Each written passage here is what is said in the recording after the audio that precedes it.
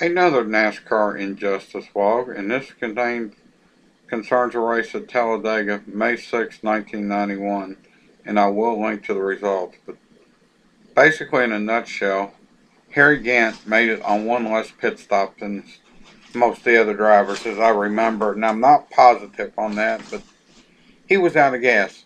Teammate Rick Mast was behind him on the last lap, and I believe and so does Darrell Waltrip, by the way, who finished second.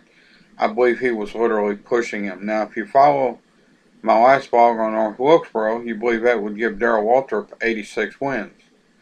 Well, not so fast here. And okay, disclaimer, I was a Big E Dale Earnhardt fan, the 3-car that was third that day.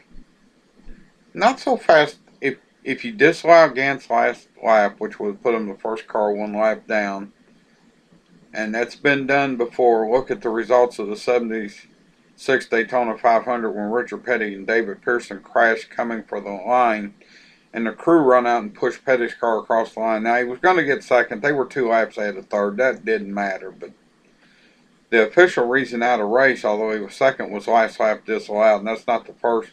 It's happened before. And here's why Darrell Waltrip doesn't have 86 wins if they would have took the win away from Harry Gant.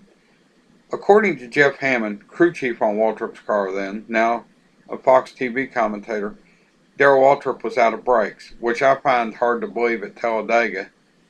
Darrell Waltrip's spoiler was too low, and when Darrell Waltrip complained about Harry Gant being pushed, they said, your spoiler's too low. If you don't shut up, we're going to place you last. So he shut up for once.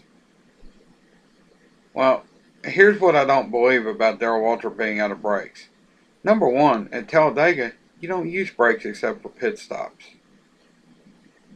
Back then, with restrictor plates, they really didn't have that many 22-gallon fuel, so they didn't have nowhere near the pit stops they have today. You could do the race. I went to a race several years later, and you could do it probably in 3 stops, 4 at the most.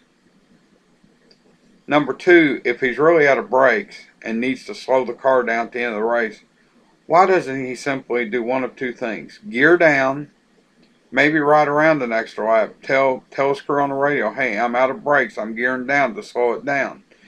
But Jeff Hammond claims, and my personal opinion is I don't believe it, is that they grabbed the spoiler to stop the car in the garage area.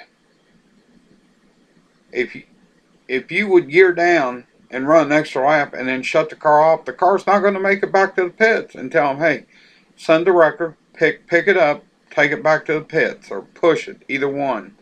Probably best to pick it up if it's without brakes. So, theoretically, the late great Dale Earnhardt should have another win. So, and again, yes, I could be biased in this one.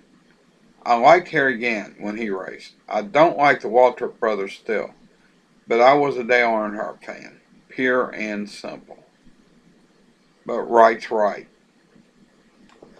And I think I said this, but if I didn't, I will now. I will link to the results of this race.